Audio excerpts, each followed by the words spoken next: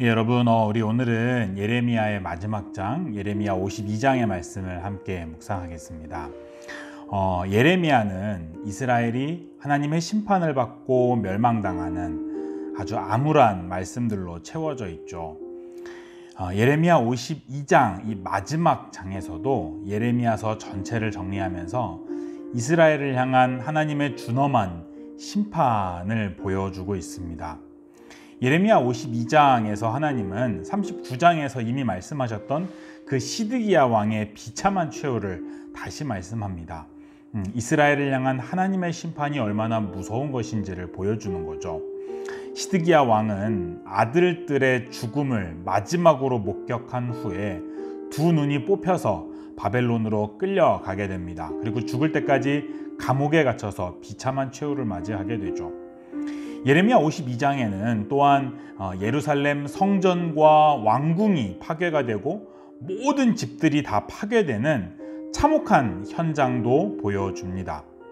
그리고 마지막으로 유다 백성들이 바벨론의 포로로 끌려가게 되는 모습을 보여주죠. 자, 여기까지 보면 다윗 왕가의 이 마지막 왕이었던 시드기야 왕이 비참한 최후를 맞이하고 성전도 파괴되고 왕궁도 파괴되고 예루살렘 성도 파괴되고 이스라엘 백성들은 포로가 되어서 바벨론으로 끌려가는 이런 상황에서 희망은 없는 것처럼 보입니다. 이제 이스라엘은 완전히 멸망당하였구나 라고 보여집니다. 그러나 하나님은 예레미야서를 그렇게 끝내지 않으시죠. 자기 백성들을 결코 버리시지 않고 다시 회복시키시는 하나님의 비전을 보여주시면서 예레미야서가 마무리됩니다. 예레미야서의 마지막 말씀 52장 31절에서 34절까지의 말씀에는 여호야긴 왕의 회복이 보여집니다. 이 말씀은 사실 열왕기하 25장 27절에 30절의 말씀과 동일합니다. 열왕기하서도 유다 왕국의 패망을 보여주지만 열왕기하상은 이 말씀, 바로 이 예레미야서 마지막의 말씀, 이 52장 31절 34절의 말씀을 그대로 보여주면서 여호야긴 왕의 회복을 그대로 보여주면서 이스라엘 왕국이 그렇게 끝이 나는 것이 아니라는 것을 드러내는 거죠. 여호야긴 왕은 유대인들이 정통성 있는 유대 왕국의 마지막 왕으로 생각했던 왕입니다. 물론 시드기야 왕이 바벨론에 의해서 멸망당할 때의 마지막 왕이었지만 사실 시드기야 왕은 바벨론 제국에 의하여서 꼭두각시로 세워진 왕이었고요. 다윗 혈통을 계승하는 정통성 있는 마지막 왕은 여호야긴 왕이라고 유대인들이 생각했던 거죠. 그는 스룹바벨, 이제 성전을 다시 회복시킨 그 스룹바벨의 할아버지이기도 했습니다. 그런데 그 여호야긴 왕이 37년간 감옥에 갇혀 있다가 하나님의 때가 차서 느부갓네살 왕이 죽고 새로운 왕이 등극하게 되자 하나님은 그 여호야긴 왕을 회복시키신다라는 이 마지막 그 회복의 메시지를 보여주시면서 예레미야서를 마무리하는 겁니다. 새로운 왕 에월무로닥이 세워진 후에 그는 여호야긴 왕을 풀어주고 다른 왕들보다 자리를 높여주며 평생 왕의 앞에서 먹을 수 있게 만들어 주었다라는 거죠. 여호야긴 왕을 회복시키셨다라는 이 말씀은 다윗 왕가를 보존시키시면서 하나님의 백성을 다시 회복시키시겠다는 하나님의 비전을 상징적으로 보여주는 사건입니다. 하나님의 백성이 다 망한 것 같고 하나님의 백성에게 더 이상 희망이 없다라는 생각이 들지 모르지만 하나님은 결코 자기 백성들을 그렇게 내버려 두시지 않습니다. 하나님께서 이스라엘 백성들을 잠시 바벨론의 포로로 끌려가게 하신 것은 이스라엘 백성들의 죄를 미워하셔서 그들의 죄를 정결케 하시고 그들 가운데 있는 우상 숭배와 교만들을 제거하시기 위하여서 잠깐 그들을 바벨론의 포로로 끌려가게 하신 겁니다. 때가 차면 하나님께서 다시 자기 백성들을 회복시키실 것이죠. 그들을 버리신 것이 아니라 그들의 죄를 정결케 하시기 위한 하나님의 사랑에 매였던 겁니다. 여호야긴의 회복이 상징하는 이 다윗 왕가의 회복은 그의 손자인 스룹바벨을 통하여서 1차적으로 회복되었고 궁극적으로는 다윗의 자손으로 오신 예수 그리스도를 통하여서 완성이 되었습니다. 지금도 교회를 통하여서 그 하나님 나라 영원한 다윗 왕가의 회복이 지금도 드러나고 있으며 예수 그리스도께서 다시 오시는 그날에 완전한 회복이 우리에게 그 모습을 드러낼 것입니다. 오늘 우리도 마찬가지입니다. 하나님은 지금 오늘 우리 시대의 이스라엘인 교회를 버리시지 않습니다.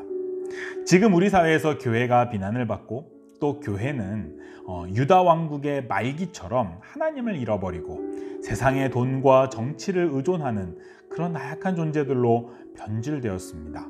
하나님께서 마치 이스라엘 백성들에게 포로기를 허락하신 것처럼 한국교회에 포로기와 같은 잠시 잠깐의 유배기를 허락하셨다라고 저는 생각을 합니다.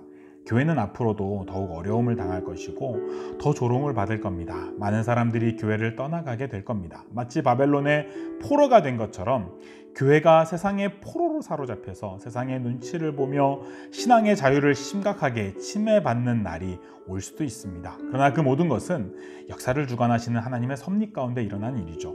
교회를 버리시는 하나님의 재앙이 아니라 교회를 다시 정결케 하시기 위한 하나님의 방법입니다. 교회는 그 속에서 진정으로 우리가 의지할 분이 오직 예수 그리스도 한 분뿐임을 바라보며 그분의 재림만이 우리의 유일한 소망이라고 고백하게 될 겁니다.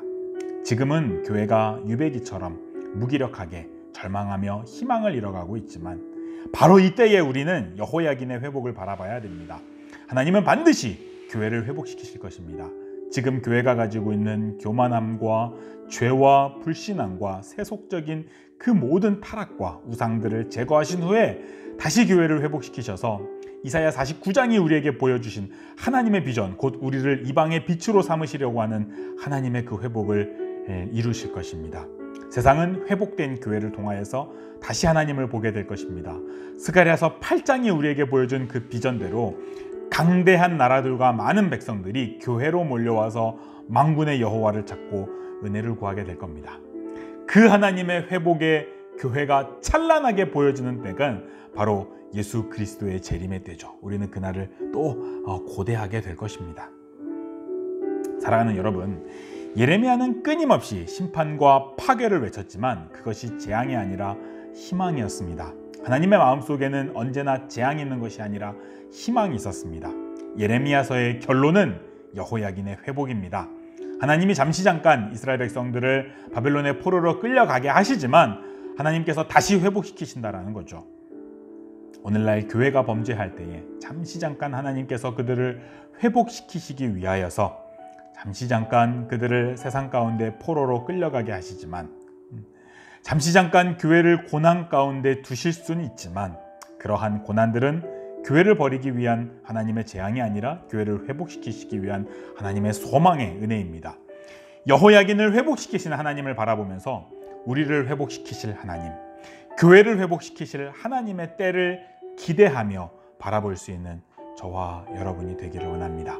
하나님은 반드시 자기 백성을 회복시키시며 반드시 교회를 회복시키실 것을 믿습니다. 그날이 다가오고 있습니다. 여러분, 그날을 바라보면서 오늘 우리 가운데 있는 죄, 오늘 우리 가운데 있는 제거해야 될 하나님께서 우리를 정결케 하시기 위한 죄가 무엇인지를 되돌아보며 우리 안에 있는 우상 숭배들, 우리 안에 있는 교만한 모습들을 회개할 수 있는 저와 여러분 되기를 소망합니다. 우리 같이 기도합시다. 사랑하는 우리 아버지 하나님, 예레미야를 통하여서 하나님의 심판을 보게 하시니 참으로 감사합니다. 죄를 두려워하게 하여 주시고 우리 안에 있는 세속과 교만과 우상 숭배의 죄를 철저하게 깨트릴 수 있는 은혜를 우리에게 허락하여 주옵소서. 아버지 하나님, 예레미야를 다 읽어가면서 마지막으로 하나님의 회복의 소망도 보게 하시니 참으로 감사합니다. 우리를 정결케 하셔서 다시 회복시키실 하나님의 비전을 보게 하시니 참으로 감사합니다. 한국교회를 정결케 하셔서 다시 회복시키실 하나님의 꿈을 바라보게 하여 주옵소서. 우리를 회복시키셔서 우리를 이방의 빛으로 삼아서 온 땅에 그리스도의 복음을 드러낼 수 있는 도구로 사용하여 주옵소서. 우리로 하여금 오늘의 현실만을 바라보며 절망하거나 좌절하지 않게 하여 주시고 교회를 떠나거나 복음에서 이탈하지 않게 하여 주시며 회복시키실 하나님을 바라보며 오늘의 현실 너머에 소망을 품을 수 있는 믿음을 허락하여 주옵소서. 우리에게 그런 믿음을 주실 것을 간절히 구하며 우리 주 예수 그리스도의 이름으로 기도하옵나이다.